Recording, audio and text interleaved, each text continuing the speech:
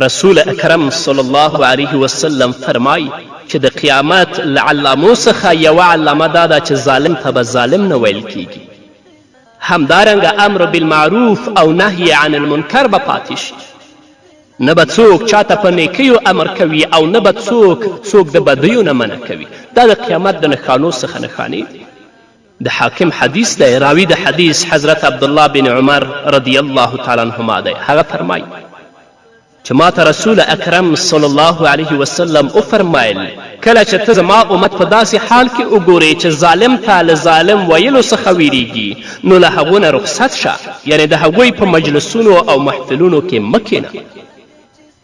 حضرت انس بن مالک رضی الله تعالی عنه فرمایي چې رسول اکرم صلی الله علیه وسلم وفرمایل د لا اله الا الله ویل به خلکو ته تر هغه وخته پورې ګټه رسوي او له هغو څخه به عذاب او آفتونه لرې کوي تر څو خلک د دې له حق څخه بې پروایي ونه کړي.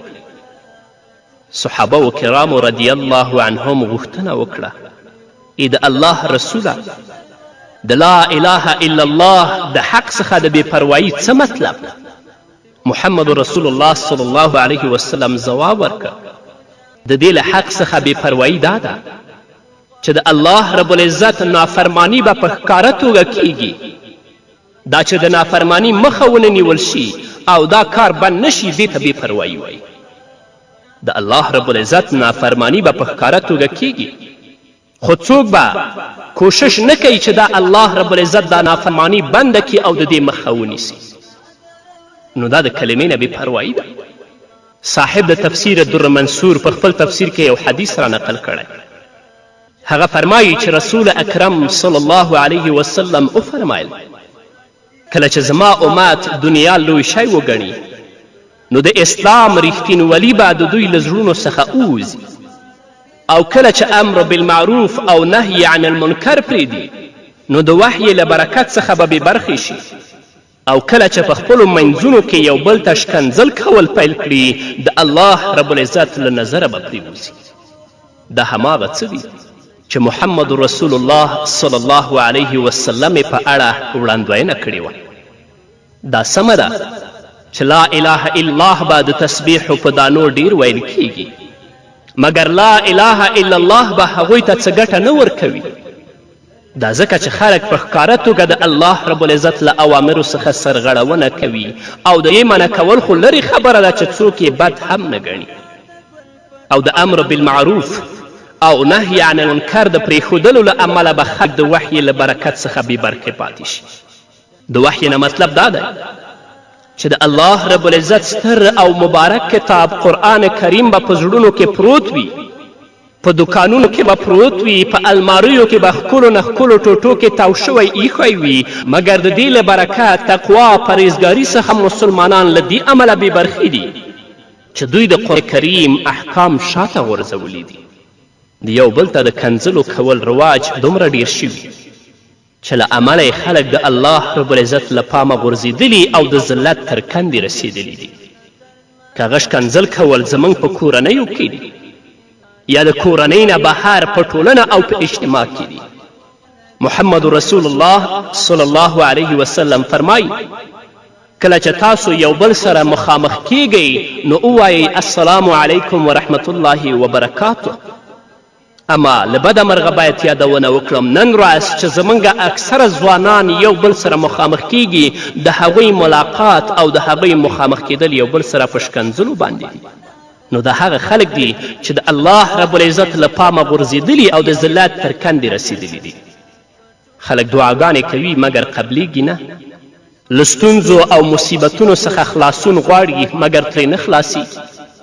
او خلک به څنګه په خپل مقصد کې کامیاب شي چې په ټوله نړۍ احسان کوونکی انسان محمد رسول الله ویلی دی سوګند په هغه ذات چې زما روح په لاس کې دی دا ضروري ده او بیا هم ضروري ده چې په نیکیو حکم کوئ او له بدیو څخه منع کوئ. ډېر ژر به پر تاسو عذاب د الله له طرفه نازل کړی شي، بیا به پرته له شکه چې تاسو په هغه وخت کې الله ته دعاګانې هم کوئ مګر الله رب العزت به دعاګانې درته نه قبلوي. د مشکات حدیث دی د حضرت جریر بن عبدالله رضی الله تعالی عنه څخه روایت دی. هغه فرمایي چې نبی کریم صلی الله علیه وسلم وفرمایل که په کوم قوم کې یو کس داسې وي چې هغه ګناه کوي او دغه قوم سره له دې چې د منع کولو وس هم لري او دغه ګناهګار انسان له ګناه څخه نه منع کوي نو الله رب العزت به خامخا په دوی باندې له مرګه وړاندې عذاب نازل کړي. قوم خو پرېږده درنو اوریدونکو، زموږ په کورنیو کې داسې فاسد او ګناهګاران شته دی چې موږ دا توان لرو چې د هغو مخه ونیسو، لکن بیا یې هم مخه نه نیسو. الله رب العزت به په موږ او زموږ په کورنۍ باندې څنګه عذاب نه راولي. کلی کور او قوم پرېږده، خپلو کورونو ته وګورئ چې زموږ په کورونو کې څومره مفسدین موجود دي. د نبی کریم صلی الله علیه وسلم له دغو مبارکو احادیثو څخه ښکاره شوه چې د انسانانو اعمال د راحت او آرام د غم او مصیبت تخم دی. د نیکو اعمالو څخه نعمتونه او راحت ترلاسه کیږي او د بدو اعمالو له امله د غمونو، عذابونو، کړاوونو او آفتونو دروازې پرانیستل کیږي. همدارنګه د نبی کریم صلی الله علیه وسلم د حدیث نه دا هم معلومیږي چې د دعوت د فریضې پرېښودلو له امله عام عذابونه راځي.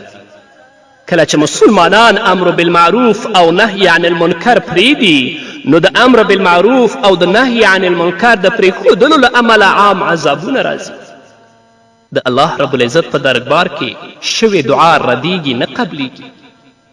خلک د وحی له برکت څخه بې برخې کیږي او د رسول الله صلی الله علیه وسلم د وینا نه دا هم راته معلومه شوه چې یو بل ته کنځلې کول یا شکنځل کول د دې خبرې سبب جوړیږي چې خلک د الله رب العزت د پامه وغورځي.